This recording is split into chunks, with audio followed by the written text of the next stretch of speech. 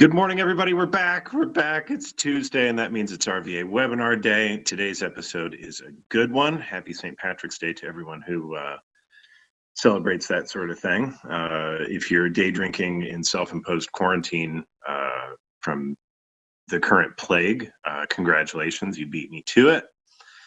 So today, again, we're going to record these for distribution later, so mute your microphones and all that. I think we should have some folks from the malting industry joining us later on. I see a Rebecca Jennings shaped cursor there on the screen. So she's going to be a great resource if you have any questions about the ticky-tacky of any of this. She would be able to help you dig into that.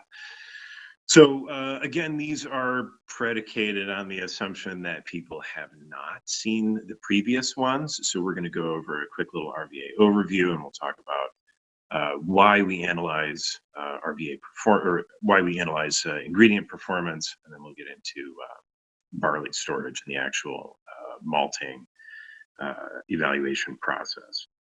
So PerkinElmer folks who may be on the line, please hold your questions for the end, but everyone else feel free to chime in as needed. I thought about if you guys, because it's St. Patrick's Day, I thought about if you guys wanted to play a little drinking game while we did this, but I can't really explicitly encourage that sort of thing. So let's get into it. RVA is a little helper robot that measures ingredient performance. It heats and cools and mixes the sample according to the program you send its little robot brain. And it's used for lots of stuff. It can do whatever you tell it to do. So it quantifies effects on ingredient performance from things like controlled sprouting or heating, milling conditions, particle size, enzyme treatments, things like that. So if you have altered the performance of the sample in any way, the RVA will find it. And it's just governed by regular old Windows PC, big library of stock methods, including ACCI official methods. And there are some methods that I think previously had been sanctioned by the American Society of Brewing Chemists. But on top of that, it's infinitely adjustable. So one of the things that we'll see in one of the papers that we talk about today is the investigator modified the stock method for kilned malt to get better descriptive power, and something that you can do really easily with the RVA. So overall, the RVA is a great way to play the old quality control game. Is it weird or is it normal? So the RVA helps ensure normal or optimal performance. If you're a brewer or if you're a food manufacturer, you want everything to be the same all the time, above all else. So the way things paste or gelate, retrograde, hydrate, shear thin, all that stuff. If you can quantify that and visualize it, then you're a big step ahead. So in barley, RVA results are indicative of starch damage during storage or starch damage that may have happened in the field, and then relative waxiness, starch molecular breakdown, and overall pasting strength of that. So the RVA test for stored barley is really basically just the super rapid stirring number method. So it is suitable for use as like a frontline tool for stored barley, and then also for kiln malt, and then any kind of starchy or enzymatic brewing adjuncts. So the RVA, as we will see, also correlates to a measure of fermentability called Apparent Attenuation Limit, or AAL, and then it can predict changes in the mashing behavior of a malt, either from the addition of adjuncts or through correlation to a metric called Coarse concentrated hot water extract. So why do we measure ingredient performance? And it's because compositional analysis doesn't tell you everything. It doesn't tell you if it's weird. It only tells you what it is. It doesn't tell you how it is. And the RVA, of course, tells you how it is. So anything related to starch damage or mixing problems or heat treatments or enzyme treatments or things like that, this is going to pick up that sort of stuff and keep weird stuff out of the process for the mash tank.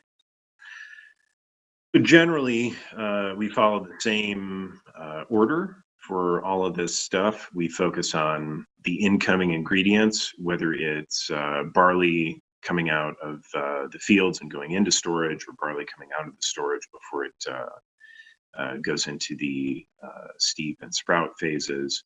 Or if you're a brewer, the incoming ingredient, of course, is the incoming malt. And then finished products where they're shelf stable, that's where we focus next.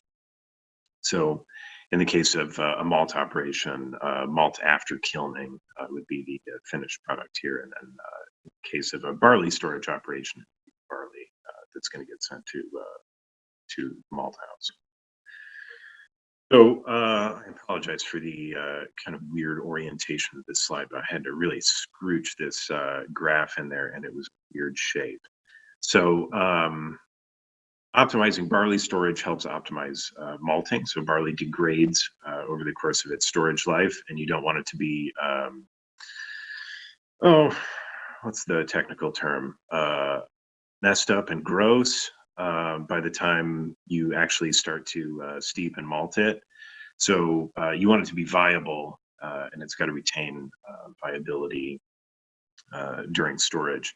And so some of the malt folks that we have talked to have said that there is actually an optimization process for barley storage, where there's kind of a Goldilocks zone where the barley is the best after having been stored a certain amount. But there's no way to really predict that based on the cultivar of barley or the growing conditions. But the way that you can measure the progress of that barley's viability is with the RVA.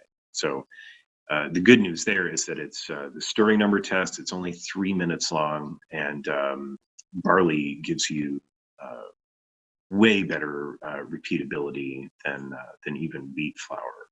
So it really plays nice with the test and gives you descriptive results here. So here you can see a plot of storage time over the course of a series of storage temperatures for one cultivar of barley. So it just illustrates how you can kind of chart that progress over the storage life of the grain. So one of the other things you can do with unmalted barley is you can predict the coarse concentrated hot water extract, which is a measure of like malting potential in the eventual malt. So this is a big deal because you're predicting a property of the eventual malt with just the barley before malting even happens. So it's important for maltsters and then for barley storage facilities to do this kind of thing, because then the maltsters and the eventual brewers know exactly what they're getting, and then that reduces variability and waste downstream. So here you can see the little regression. You can see the R-squared value is really pretty good for a whole grain, 0.95, and then this is for a variety of cultivars of barley, both Canadian and European. I think there's even a South African one in there, but don't hold me to that. So one of the things that brewers care most about is how much alcohol they're going to get out of each unit of barley malt. And so there are a few metrics that sort of tie together that attempt to give you an overall picture of fermentability, but there's no one predictor of how well it's going to do. One of the predictors, though, is this thing called Apparent Attenuation Limit. It is a measure of fermentability, but it's not always correlated exactly to actual in-brewing performance, like in the mash tank. But together with that correlation with coarse concentrated hot water extract, I keep looking at that acronym and I want to call it CHWE. So I'm going to refer to it as CHWE from now on. So if you have an AAL predictor and a CHWE predictor, then you can get a better overall prediction of fermentability. And the AAL you get from the kiln malt method, and then the CHWE prediction you get from just the barley itself, which, as I mentioned before, is super, super cool.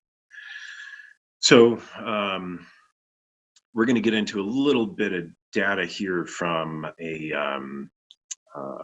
thesis that was written in Germany, a doctoral thesis written in Germany, and it establishes the correlation between RVA viscosity data and apparent attenuation limit, and it's done with characteristic Teutonic thoroughness. So it's a really good read. I'd be happy to email it to anybody who wants it. It's not actually in German. So if anybody wants to dig into this a little bit deeper or forward it on to one of your malting or brewing folks, I would be happy to send it to you. So apparent attenuation limit was strongly correlated to RVA results, right? And in the malt itself, it's linked to sugar concentration, and that's a result of starch degradation, being degraded into those sugars, and that's what you're measuring with RVA analysis. So it all makes pretty good sense. So one of the things that we're seeing out there in the malting industry, before we get back to this apparent attenuation limit, is that maltsters are starting to take high moisture barley samples right from the sprout beds and cryomilling them and then pasting the remaining starch with the RVA. And so you can monitor how that pasting viscosity, that peak viscosity, sort of ticks downward throughout the sprouting process as the starch gets more and more digested. So here it's worth mentioning that there's a big difference between malting barley for the brewing industry and then sprouting grains for the baking industry. So sprouted grain as a baking ingredient is a little bit of like a vague and nebulous definition, right? There's no agreed upon metric for what constitutes sprouted grain as a baking ingredient, but we do know that by and large, sprouted grain as a baking ingredient does not have a shoot coming out of it, right? It has not been allowed to progress to the point that barley malt has been progressed to. So barley malt has a physical shoot coming out of it before it gets kilned. So anywho, the RVA can track the progress of that starch pasting peak viscosity as it ticks downward toward complete digestion at sprout. And so this gives the maltster an idea of how fast that process is going, and to the extent that they want to or are able to speed things up or slow things down to get a more uniform product, then they can do that. So back to apparent attenuation and fermentability metrics and efficient alcohol production, right? So these bullet points are taken right from this thesis, from Visser's thesis. It's crazy that was done in 2010. I feel like it should have caught on to a greater degree than it has, especially in Germany. Come on, guys. But the rheological measurement with the RVA measures malt fermentability through correlation to AAL, through apparent attenuation limit. So one of the other metrics is FAN, free amino nitrogen, and the correlation there was bad. So the RVA did not correlate to free amino nitrogen with the test that she had set up.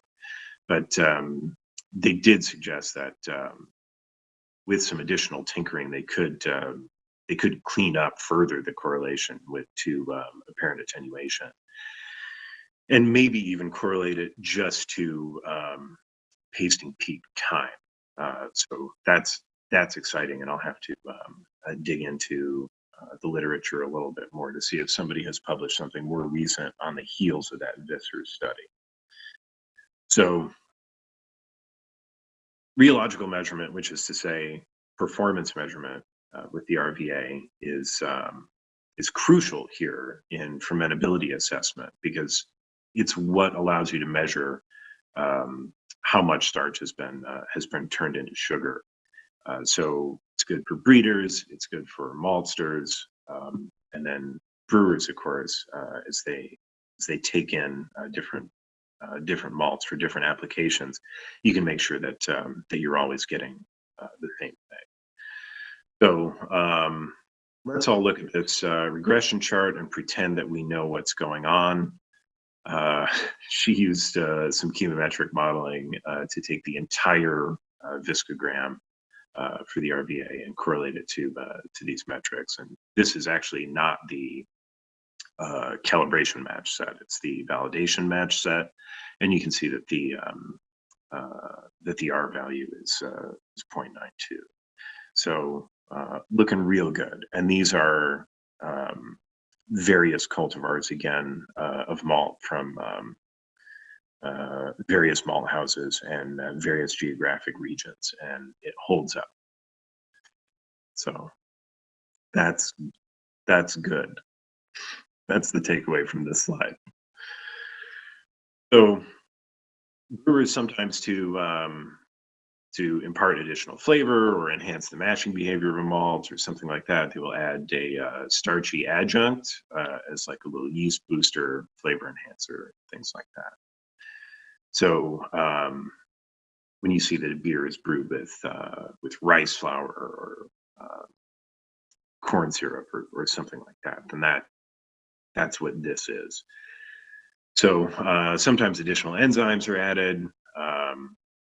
And then the RVA measures the effect on that system. And yeah, this slide was intentionally redundant. It wasn't just me copying and pasting. So any time that you're adding a variable ingredient to an already variable system, you want to make sure that it's doing what you want it to do. And this is the way to do that. So there are RVA stock methods for brewing adjuncts, and there's one specific for the addition of enzymes, and there's one specific for the addition of starchy adjuncts. And if you're adding both, then you just use the enzymes one. So little review. It's important to optimize barley quality, either coming out of the fields or coming out of the storage facility. You can predict malt extract with coarse concentrated hot water extract, that CHWE metric. You can predict it in the actual barley before malting, and you can predict it in the eventual malt. Super cool. And then you can optimize barley storage time and make sure that it's not in there too long. Make sure that the kilned malt is always the same. You can correlate to apparent attenuation limit, and hopefully just nail down malt performance to the extent possible. And then for brewing adjuncts and enzymes, you can make sure that they're having the desired effect on the mashing behavior of the malt. So we've recorded this presentation, and it'll be available to replay. If anybody wants the link to this video, please don't hesitate to ask. Feel free to ask questions in the RVA users LinkedIn group. It's invite only, so it's pretty limited to PerkinElmer staff and RVA users. So please do feel free to reach out there. So if anybody has any questions at this point, I see that Rebecca is still on, but if anybody has any questions related to brewing or malting, now is the time.